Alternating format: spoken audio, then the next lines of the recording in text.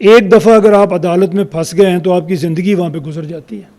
कोई मर्डर होता है तो मर्डर में सज़ा जो मिलती है किसी मुल्ज़िम को, मुजरिम को, उसमें 16 से 18 साल लगते हैं। आपने सुना होगा 2 ऐसे वाक़यात हुए हैं कि सुप्रीम कोर्ट ने बरी कर दिया है कत्ल के मुल्ज़िम को, तो पता चला उसको तो फांसी हो भी चुकी है।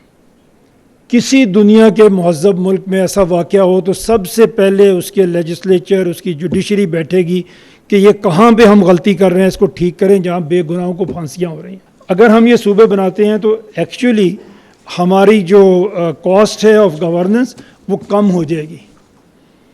एक तो मैंने आपको मिसाल दी कि जब आप इसको देखते हैं, इंडिया में जो रियासतें आज़ाद हुई हैं, जिन्होंने सूबे बनाए हैं, उनकी इनकम किस प्रोपोर्शन से बढ़ी है इसका भी हम जिक्र करेंगे।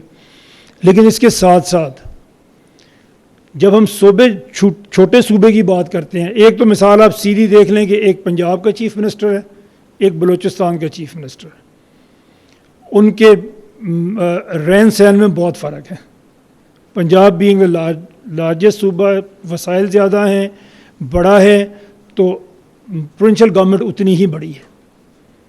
अगर आप इसे डिवीजन की बेस पे ले जाते हैं तो मैंने तो ज़िला काउंसिल्स देखी हैं, उनमें मिनिमम खर्च होता है, तो ये 2 times bigger, 3 time bigger than district government होगा, इससे बड़ा नहीं होगा।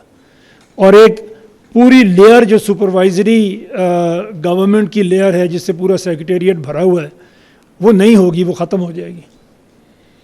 और जिस लेवल की ब्यूरोक्रेसी एक सूबे को चाहिए वो उसी लेवल की ब्यूरोक्रेसी से अपना काम करेगा। तो इस पे हमने नंबर भी निकाले हैं। अगर हम ये सूबे बनाते हैं तो एक्चुअली हमारी जो कॉस्ट है ऑफ गवर्नेंस वो कम हो जाएगी, बढ़ने की बजाय कम हो जाएगी। इसी तरह पेंडिंग केसेस हैं जो जुडिशरी की अगर हम बात करें, मसला जस्टिस बिलाल साहब बैठे हुए हैं, अगर सर मैं कोई गलत कहूँ तो यू कैन रेक्टिफाई मी। हज़ारों लाखों पेंडिंग केसेस हैं। एक जज जब बैठता है सुबह काम करने के लिए, सर हाई कोर्ट में भी 100 के करीब केसेस एक जज के सामने एक दिन में पुटअप होते हैं। इज़ इट ह्यूमनली पॉसिबल कि वो सबको देख सकता है? तो हम जुडिशरी के बहुत ख़िलाफ़ हैं। हमें तारीख़ मिलती है, अगर आपकी, और ये हकीकत है, एक दफ़ा अगर आप अदालत में फंस गए हैं तो आपकी ज़िंदगी वहाँ पे गुजर जाती है। सिविल लिटिगेशन कभी ख़त्म ही नहीं होती। क्रिमिनल लिटिगेशन, खुदा न खास्ता अगर कहीं कोई मर्डर होता है तो मर्डर में सज़ा जो मिलती है किसी मुल्ज़िम को, मुजरिम को, उसमें 16 से 18 साल लगते हैं। और इस प्रोसेस में दोनों फैमिलीज तबाह हो जाती हैं।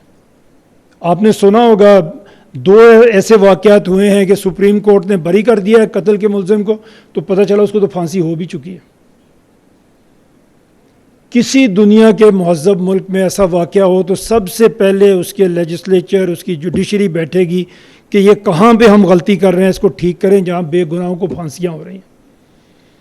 लेकिन हमने सुना नहीं कि कहीं पे ऐसा सोचा गया हो कि हमें अपने कानून में कोई तब्दीली करनी चाहिए। इसमें जुडिशरी का कसूर नहीं है, इसमें हमारे सिस्टम का कसूर है। लोअर जुडिशरी में आप चले जाएं, आप सिविल जज के पास जाएं, सेशन जज के पास चले जाएं, सैकड़ों केस उसके सामने लगते हैं रोज़। अगर 1 मिनट वो एक केस को दे तब भी वो 4, 5, 6 घंटे में काम पूरा नहीं कर सकता, पॉसिबल ही नहीं है। तो इसको क्या करना पड़ेगा? आपको इसके यूनिट्स छोटे करने पड़ेंगे। वो कैसे छोटे होंगे? जब आप सूबे छोटे करेंगे, इसके बगैर नहीं हो सकेंगे। हमारे क्योंकि कम लोग, अगर परसेंटेज वाइज देखें तो हमारे 2, 3, 4% लोगों को अदालत जाना पड़ता है किसी काम के लिए, लेकिन जो चला जाता है उसकी ज़िंदगी बर्बाद। और जो हम बात करते हैं बिज़नेस की, जो हम बात करते हैं फॉरेन डायरेक्ट इन्वेस्टमेंट की, वो कभी वहाँ पे जा ही नहीं सकती जहाँ पे जुडिशल सिस्टम ठीक नहीं है। अगर मैं किसी दूसरे मुल्क में जाता हूँ, पाकिस्तान में मुझे 10 लोग जानते होंगे, मैं किसी को कहूँगा, चौधरी साहब को कहूँगा, अवैस साहब को कहूँगा, अपना कोई मसला हल कर लूँगा। अगर मैं अवैस साहब युगांडा में यूनिवर्सिटियाँ बना रहे हैं, तो सर आप जब वहाँ पे जाएंगे, एक सहारा आपका होगा, अगर कोई इनजस्टिस होता है तो वो जुडिशरी है, और अगर जुडिशरी ही काम नहीं कर रही होगी तो आप कैसे एक फॉरेन टेरिटरी में जाएंगे? ऐसे बाहर से लोग कैसे यहाँ पे आएंगे कि अगर आपका जुडिशरी का जो इदारा है वो डिलीवर नहीं कर पा रहा, और किसी का कसूर नहीं है इसमें आपके सिस्टम का कसूर है। अब ये कोर्स की डिटेल्स हैं, ये तो कोई आपके इतने ज़्यादा इंटरेस्ट की नहीं होंगी, हमने जो इससे मुतल्लिका बात थी वो आपके सामने हो गई है। इसी तरह हमने जो बहुत ज़्यादा जो बात होती है कि हमारे सूबे बनेंगे तो हमारे बहुत ज़्यादा अखराजात बढ़ जाएंगे, उसकी भी डिटेल मेरे पास है, अगर आप चाहेंगे तो आपके सामने ज़रूर रख दूंगा।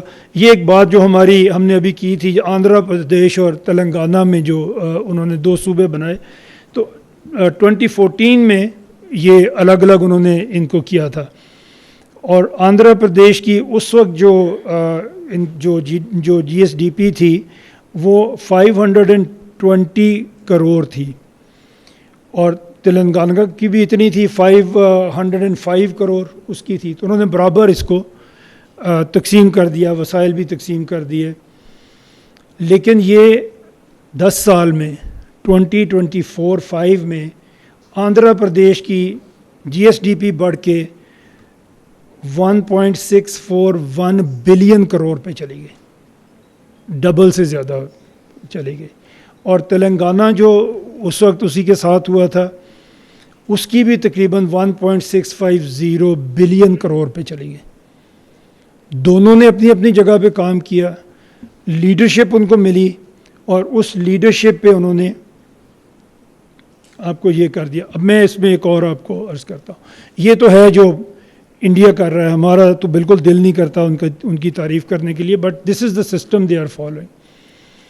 जब मैं ये पेपर लिख रहा था और मैं कुछ रिसर्च कर रहा था, तो एक बहुत बड़ा सवाल मेरे सामने ये भी था कि पाकिस्तान में प्रोविंसेस GDP में कंट्रीब्यूट किस तरह कर रहे हैं, GSDP जिसको कहते हैं।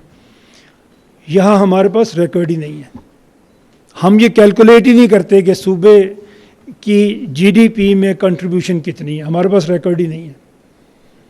तो कंपटीशन तो बहुत दूर की बात है। इस सब को अगर हम कंक्लूड करें, जो लीडरशिप की बात अभी अवैध साहब ने की, चोई साहब उसको पढ़ा रहे हैं, लीडरशिप आपकी जो हमारे ख़्याल में मुल्क में जो लीडर बनते हैं वो अगर एक कंपटीशन से बन के आएंगे, आपका प्राइम मिनिस्टर बनता है, प्रेसिडेंट बनता है, मिनिस्टर्स बनते हैं, उनकी ट्रेनिंग किसी एकेडमी में नहीं होती, वो आपके वोट से बन के आते हैं। उनमें यही खूबी होती है कि वो पॉपुलर हैं, उन्होंने वोट लिया, प्राइम मिनिस्टर बन गया। उनका कोई पास्ट एक्सपीरियंस था, उन्होंने कभी पहले कोई काम किया था, ये हम नहीं देखते। और ये तो कहने की ज़रूरत नहीं है कि हमारे मुल्क में प्राइम मिनिस्टर बनने के लिए रास्ते कौन से हैं। या आपका फैमिली बैकग्राउंड है, 2 या 3 फैमिलीज़, और या आपको स्टैब्लिशमेंट की पोस्ट मिलेगी।